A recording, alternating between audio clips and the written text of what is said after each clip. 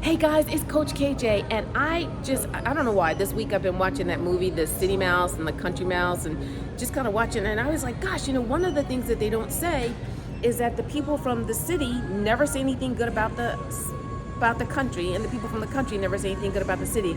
Well, I'm here and I'm talking to Jonathan, and Jonathan is from Durham. He's from the South, but he's not country. But he went to the city, and I was just asking him, tell me a little bit about the difference between the North and the South. Like, what surprised you?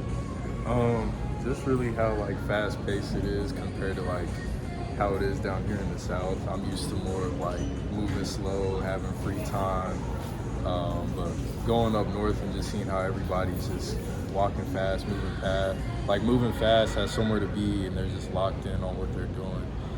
It was different, but it was also interesting to see just how fast paced New York really is compared to what life is like down here in the South. Yeah. So, it was very interesting. Yeah. Like when you're walking in the city, everybody's walking fast. Everybody's walking fast, and even my sister, my older sister, she just moved up there, and even her, it seems like she's already gotten adapted to that. So we're having to try to keep up with her because she's just going and moving fast. Yeah, I'm not used to having to walk that fast, so my feet were hurting and I wasn't used to it. It was just interesting to see. Let me ask you, did you think that the people in the North talk faster? A little bit, but I didn't notice too much of a difference with that. I would say more so what I noticed is people just get straight to the point. They don't really, beat around the bush. Everybody just straight to the point. No casual talk. No. Yeah. No. Let's go get some lemonade. Yeah. No wasting time. They say what they have to say, and that's it. So yeah. Wow. So if just now, because you've been to New York and you've had to see it, had a chance to be in that environment, etc. If you had not been to New York and you were just here, and you saw somebody from the North, New Jersey, New York, etc. What would probably be your impression of them when you see them walk quickly or etc. if you had not been exposed to that area? That's a good question. I mean, we were just talking about ADHD, so yeah, I probably would think they probably have ADHD, or they're just busy and they're locked in, focused on what they got to do. They don't have time for anything else. Yeah, I was talking to a young lady, and she did an internship in Manhattan, and she said she felt as though people in New York were more autonomous. In the South, they do things together. You have family, you have friends, but in New York, you find a lot of people walking by themselves and doing things independently. And yeah, no, that's very true. From being down south, community is big. Doing things with others is big. So that's another thing I noticed is everybody's not by themselves, but like you said, autonomous to themselves. Going places by themselves. And I don't really know why that is, but yeah, that was another thing that was interesting to see. So when I was in New Jersey, because I'm from New Jersey, one of the big things was I might have a group of friends that like to go roller skating. I might have a group of friends that like to go dancing. I have a group of friends that like to sing. I have a group of friends. So you can have multiple groups of friends that you kind of plug into. I mean, you talk to your core and that kind of stuff. But if I like to go roller skating and you don't like to go roller skating, that doesn't end our friendship.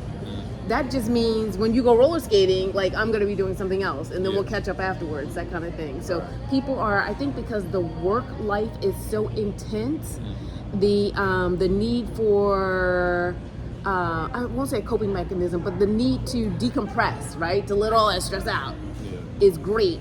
And when you find what you want or what you need, you move in it. Stick to it. That's true.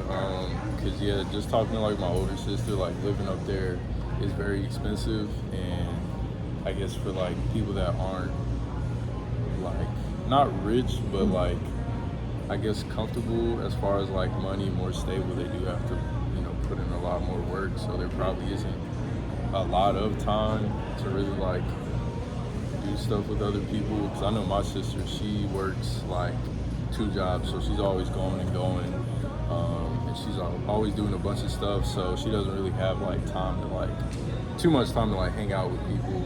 I think us going up there visiting her was first time she really was able to just take a break and decompress. So, yeah.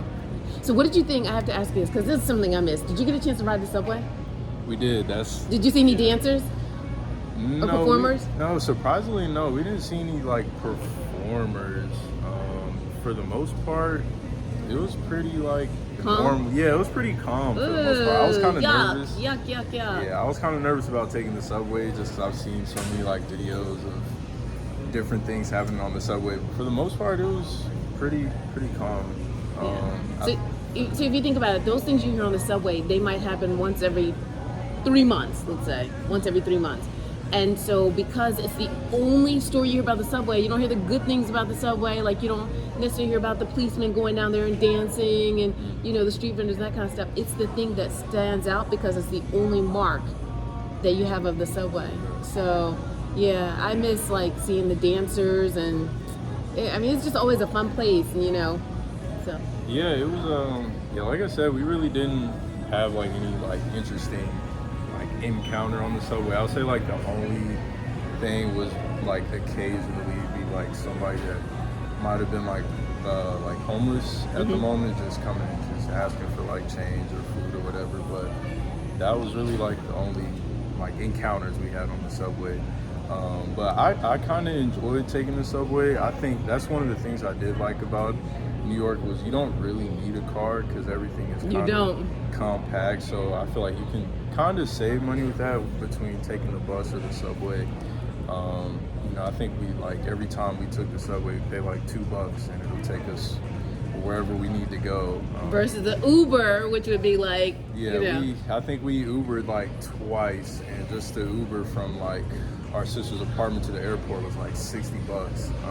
So yeah, having that subway, just being able to pay like quick $2 and it'll take us from like the Bronx to whatever like borough we're trying to go to. So it was cool. It was like very convenient. So Jonathan, before we end, if you could say one thing about Manhattan, like if somebody's going to, we don't call it Manhattan, what do we call it? The city. Right. The city. If someone's going to the city, you know, from North Carolina or whatever, what's one thing they can do to better prepare themselves for the trip or better prepare themselves for the experience? Like take something or think something or don't miss this. You gotta check out this site. What's one thing that you would leave people with?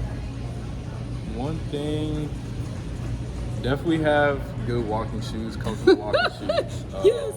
And be ready to walk fast. Be ready to walk They will fast, knock you down. Sure. Be ready to walk fast, have comfortable walking shoes. One thing I would check out, we went to, I forgot the name of this museum we went to, but it was very cool. It was a very big museum. I think it was one Was of it the science one or the Museum of Art or? What was it? Natural History Museum. Okay, oh, that's nice. But they have like a little planetarium on the side or something? Yeah. Right, okay, yeah, that's the one. So, yeah, we did that. It was only like $30. Yeah, we didn't even like finish seeing the whole museum because we did like the planetarium. So that was one thing we enjoyed. And really, I mean, just explore. Like, it's a really unique place. So just explore as much as you can. Yeah. So thank you so much. Hey guys, thank you so much, Jonathan. The reason why I wanted to do this once again is because I just read that book, and sometimes we have a lot of people relocating from the north to the south, and the south to the north, and the east to the west, and all that kind of stuff. And we forget that sometimes there are cultural norms that are different from ours, and we may prejudge not knowing what the cultural norm is. But as Jonathan said, him visiting the north gave him a completely different gave him a completely different perspective. So thanks again for everything, Jonathan. No problem. Thank you.